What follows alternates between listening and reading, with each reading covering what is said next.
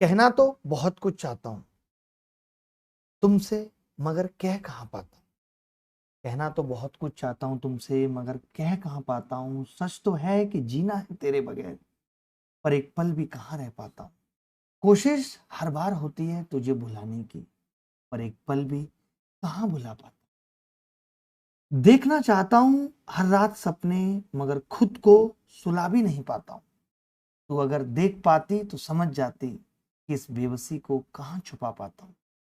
छलक जाता है दर्द आंखों से कभी, छलक जाता है दर्द आंखों से कभी, पर मैं खामोश भी कहां रह पाता हूं। लिए फिरता हूं समंदर इन आंखों में, मगर रो लूं ऐसा भी कहां कर पाता हूं।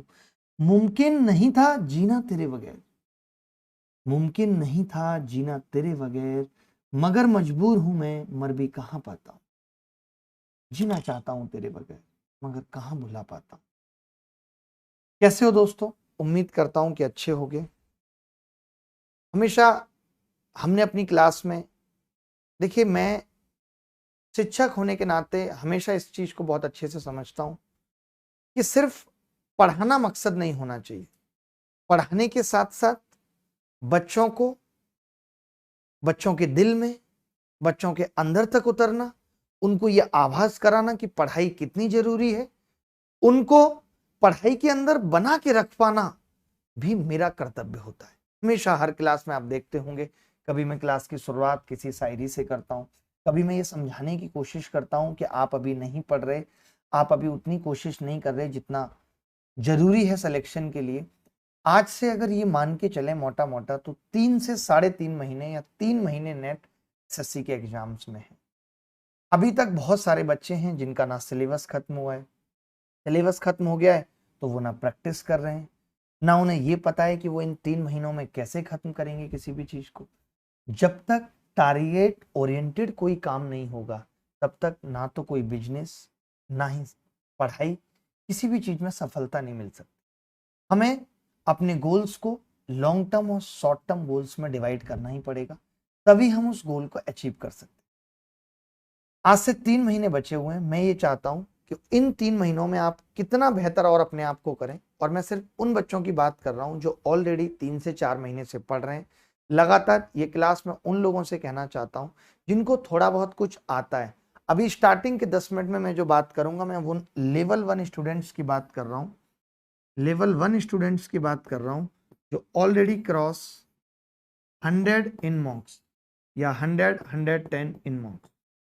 मैं इन बच्चों की बात कर रहा हूँ स्टार्टिंग के कुछ 1 मिनट में। ये वो बच्चे हैं जो अभी भी बहुत अच्छी रैंक के साथ सिलेक्शन ले सकते हैं, जिनके 100 से 110 मार्क्स भी अभी मॉक में आ रहे हैं। उन्हें बिल्कुल भी डिमोटिवेट होने की जरूरत नहीं है, उनके लिए मैं बैठा हूं मोटिवेट करने के लिए।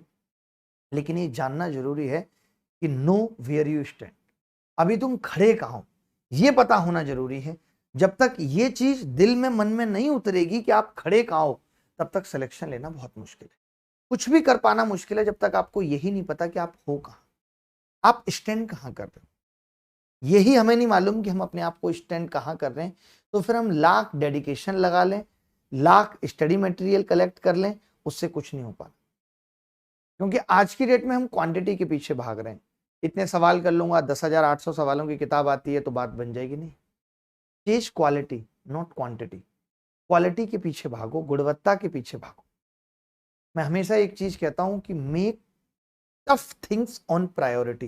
बड़े कमाल की चीज है कि जब हम मुश्किल चीजों को प्रायोरिटी पे रखते हैं तो इससे होता क्या है, हम क्या करते हैं, आसान चीजों को प्रायोरिटी पे रखते हैं, आसान आसान चीजें कर ली। अब आसान चीजें करें या मुश्किल, दिमाग तो थकता ही है। जब हम उसके बाद मुश्किल चीजों पे जाते हैं तो हम उसके अंदर अपने आप को इन नहीं रख पाते, हम कर ही नहीं पाते, क्योंकि हमारा दिमाग आसान चीजों से थक चुका है। तो जब आप घर पे तैयारी कर रहे हैं, यही अंतर है एग्जाम में, पेपर देने में हमें क्या करना है कि प्रायोरिटी पे आसान सवाल रखने हैं। लेकिन जब हम घर पे तैयारी कर रहे हैं तो हमें टफ चीजों को प्रायोरिटी पे रखना है, अपने आप को उस लायक बनाना है। एक प्रॉपर प्लानिंग करनी पड़ेगी 3 महीने की। तो वो प्रॉपर प्लानिंग में 4 से 5 मिनट में बताता हूं कि आपको क्या करनी चाहिए, किस तरीके से आप